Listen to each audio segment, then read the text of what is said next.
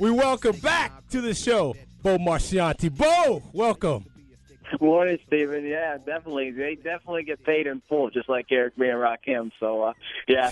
Tell you what, you want to start your Sunday morning out right. Besides going to church, it's definitely fun to hear a little Eric B. and Rakim. I know we had fun with it last week, and to hear it in the intro this week, it just kind of awesome. We give you what you want. We give you what you need, son. Hey, man, and he was dropping all the lyrics last time, too, boy. He was on I it. didn't know if you wanted to throw the paid in full lyrics out. Bo, we could bring it back. Our boy Joseph, we got some, fish, which is my favorite dish. Without no money, it's still a wish. Still a wish, 'cause I don't like to dream about getting paid, so I dig into the pocket of the rhymes that I made. So. Yeah. I love it, man. I love it. Listen, we've been talking, and we want to ask you this one, man. We were fighting in the studio, man, offline. High school football. You've seen the college to pro guys. We had the discussion. Our co-host is back, Jeff Blake from Orlando, Sanford, Florida, and he says the best high school football is in Florida. We disagree. We lend 3 votes for the great state of Texas, and, of course, there's California and others. Your thoughts in the great state of Ohio as well. Moeller High School in Cincinnati, and so that's where Jeff Blake played some of his finest NFL football. Your thoughts about Moeller cheats because they recruit players because they're a private school. Okay, so here he goes. So that don't count. They give scholarships. CollegeToPros.com, Bo Marchionte. What are your thoughts about some of this great high school talent in the freest and greatest country in the world? I tell you what, all the states you mentioned, they're going to probably have one heck of an argument to say their state's the best. It seems like just from the work that I do and the kids that I talk to, it seems like the hotbed, the guys that just kind of continually come out of certain states, it's got to be Florida for me. It just seems like Florida is just that nonstop, state right now. I think, you become, in waves. Kind of just like the SEC is dominating college football. Killing me, bro. Hey, tell it like it is. Tell it like it is. Bo, tell it like it is. Bo don't know. Yeah. I still like you, Bo, but I don't know, Bo. Tell it like it is, Bo. Look, it seems a lot of hateration going on. That hurt. Like, I know people from Mississippi are going to put one heck of an argument. They're going to start talking about all the guys, Jerry Rice. Louisiana. They're going to mention guys like that and Brett Favre, and you start thinking of the names that go on, and like I said, I don't know if you guys know this, but in NFL would tell you per capita, Mississippi has the most players in the NFL per capita. Oh, I thought it was Louisiana. No, it's Mississippi. They took. So like I said, I've had this conversation with agents from that state and people who have played in that state, and like I said, they're proud and they're going to argue it and they're going to demand. And that's a great stat, per capita, the most NFL guys. So it's kind of like right there. It's just like you don't think of Mississippi, you think of the Texases and the Floridas, but like I said, you think about hotbeds of football. Well, I'm gonna say this, Bo, and I'm not Jimmy the Greek, and I'm black, but when the South did what they did couple 200, 300, 400 years ago and started putting sizable people together, those DNAs made strong, fast people for a different purpose other than sports and athletics, and that has carried through, and that has made some heck of some folks when you talk about competing in sports, and that's the area of highest concentration. You can fire him, CBS, if you want to, but he told the truth. That's what the owners did so that they could have specific workers to do strong, explosive type things throughout the day and the years that they lived where they lived. Of course. Yeah. And that was in that southeastern quadrant of the United States. That's it. That's not a lie. Yeah. That's probably why the SEC has won, 6 out of the last 7. And Florida State is still in that same hotbed. Right. So it's not like Florida State is in Maryland somewhere. So it's still in Florida. It's still in that southeastern quadrant. You understand what I'm saying? So That's right. That's right. And, Bo, you get to see the college guys, and you do see a lot of quality athletes. One guy, and it's just puzzling with me with the Cleveland Browns, why do you not take a guy like Sammy Watkins when you know your all-pro receiver could be suspended for a year? Yeah, that's going to be one that Cleveland's going to have to, especially knowing prior to that. I mean, what we made, what was public knowledge to us was after the fact, but knowing going into the night of May 8th that, your most dominant weapon on offense is facing a suspension for the year. And obviously, besides the suspension, I mean, you think of a Justin Blackmon, even if suspension's met, you come back as the guy that, that we perceive you to be. And when you pass on a guy like Watkins, who a lot of people wanted, they kind of thought the pairing of him, at the time Gordon and Watkins would be, a dynamic duo. And when you look at the depth behind Josh Gordon, I mean, Greg Little's in Oakland now. They bring in Miles Austin and Earl Bennett, and you look at the other receivers. I mean, if you're not a guy that's kind of on top of this, I mean, start polling. People will call in and say, give me 3 Browns receivers, not name, Miles Austin, Greg Little, he's not there, but or Josh Gordon, and you're gonna spend the whole day on the phone lines just getting some goofy names. I mean, you're probably hear Brian Brennan or Ozzie Newsome, Ozzie Newsome. Webster Slaughter. So it's puzzling, especially because they had so much ammunition in the draft. I mean, they could have it's all hindsight now, but they could have took a guy like Watkins.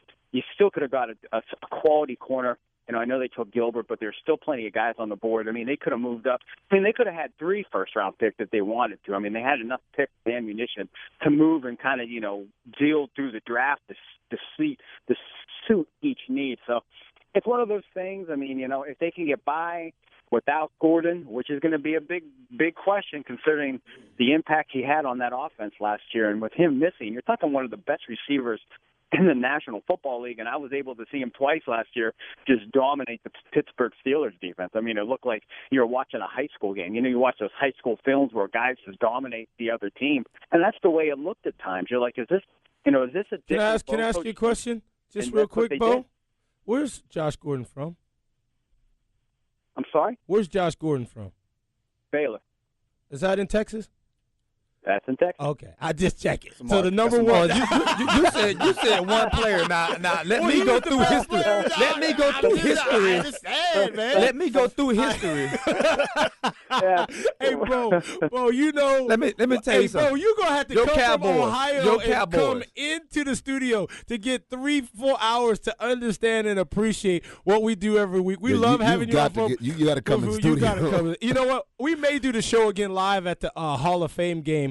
Where we first met, it just have you somebody. Yeah, I'm gonna hold you to it because we talk about it every time. You're like, "Hey, I'm coming to Canton." Yeah, and I know you get busy, and then you're like, "Hey, we're gonna be doing shows," but I'm as guilty as you, though. As much as I'm gonna scorch you, no doubt. You have these plans on meeting with people and doing stuff, and once you're there, people don't realize.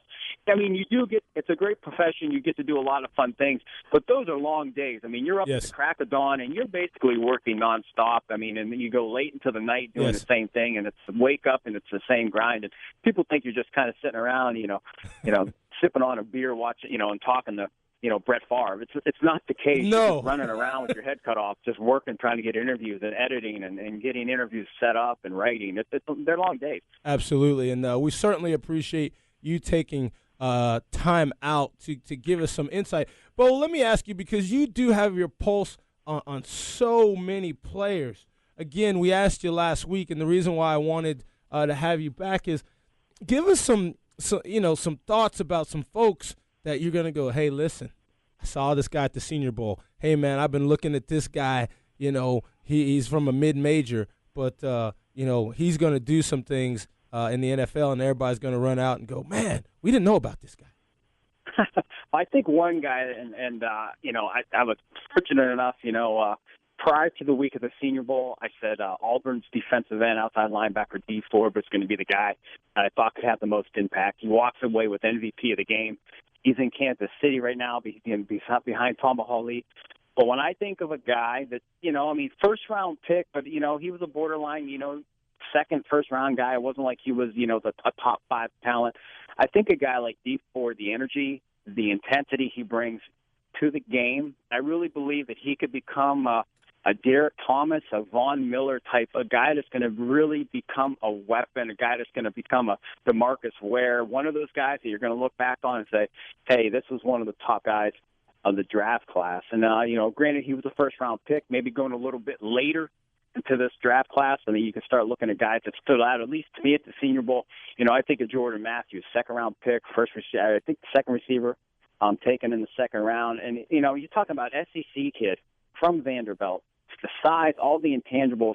And I think he does everything so well, you kind of fall asleep on him because he makes it look easy. You know, he's not the fastest guy. He doesn't jump the farthest. But when you put everything together, you have one heck of a competitor. And you look at his numbers were better than Mike Evans. His numbers were better than all the guys in the SEC. And it's kind of ironic that for some reason, I really don't know. I just don't think. I think when you go to the combine and you're 6'5" and you run a 4.4 like Mike Evans did, you just wow, people fall in love with you. And, you know, Evans is just that guy. He's kind of quiet, and then you think where he went. And I know from talking with a lot of college kids is you would be amazed by, and I shouldn't say amazed, but so many kids want to play in Chip Kelly's offense. Maybe because it's so much of a, you know, fast-paced thing and offensively, but all these kids that you talk to, they always say Eagles, you know, it's a team you'd like to play for, a team that you think would fit your style the best. They always go to Philly. And you think of, you know, Deshaun Jackson gone, Chip Kelly's offense, you know, you just kind of imagine that Jordan Matthews, as long as, you know, the pro game comes easy to him, which I think it should, I think he's another guy that will, you know, benefit running backs. People want skill positions. I think Devontae Freeman from Florida State, 4th round, 3rd pick of the 4th round overall to Atlanta. Steven Jackson's aging. And you think about the guys that, you know, Freeman kind of kept behind him at Florida State. That was a deep, talented team, and it was very deep in the backfield as well. So I think Freeman, he fits that offense. He can catch the ball out of the backfield. He can be a 3rd down back, you know, protecting the blitz, catching out of the backfield, and picking up those tough yards. So just a couple of guys. And like I said, I mean, I could go on and on. I could start talking about kids from, you know, Wazoo College, you know, left tackles. That, you know. Here's one for you. Kadeem Williams, left tackle out of Albany. Kid's about 6'7", 330. Went undrafted, or I think, 6th round to Arizona, to the Arizona Cardinals. So another sleeper, but a big kid. Fought weight issues early on in his kind of collegiate career, but I got that all down pat, and like I said, a mountain of a man and very athletic. Well, listen, Bo, I think we're going to utilize your talents more because, you know, these kids show up and you see them in the preseason games and people are like, where's this guy from? You, I think, have thoroughly combed the United States. I respect your answer. You know, you never like necessarily everything you hear, but you respect it. And I know you come highly qualified, and, you know, we have to give everybody their opinion, and you're right in the middle of it. You're not a guy that just sits on the sideline saying this and that. You certainly have seen it. You've been there. You've tracked them. You've interviewed them, and I know the quality of work you do, and we love having you on the show. I'm going to leave you with my favorite Eric B. and Rakim line so you won't have to ask. It says, you scream, I'm lazy. You must be crazy. Thought I was a donut. You tried to glaze me. Yes. That's my favorite one. When you put them all together, you know, and then my favorite song is I Ain't No Joke. So I Ain't No Joke's great. Yeah. Like I said, it's just like I said, and yeah, you guys know. I mean, I grew up on that stuff with stuff that you know, I hold dear. It's always fun to listen to, and no doubt. like it is. You know, it's going to be kind of like Eric B. Sunday, you know. Okay, we may do a theme. You know, I think Jeff Blake and I were talking about because the Neptunes, man, you got to check this out, and the listeners, because sports and music go hand in hand. Yes. And it's called a Michael Jackson Complete Remix album, and what it is, it's all the Jackson 5 songs remixed by some of the top producers, dance producers, you know, hip hop producers. And they took about, I guess, 12 songs, and they remixed them. It's off the chain. The Neptunes did one of the songs, and man, it's crazy. So we just trying to give you information here. So when you do your workout, your Zumba, or you know, miles around the track, that you can. This is a good album that'll keep you going for at least 45 minutes of some good exercise. Spirit, mind, and body always. Hey, Bo, thanks again, brother, and we'll be talking soon on and offline. All right, man. Have a great weekend. All right, you too. Happy Memorial Day weekend. Enjoy yourself. All right. We'll take a sidebar. We're going to come back. He's in the Big Apple. I just got the text. Our man, the Longhorn Insider, a man with an opinion as always, the one and only Sean Adams. Next, when we come back from break right here on Laying Down the Law.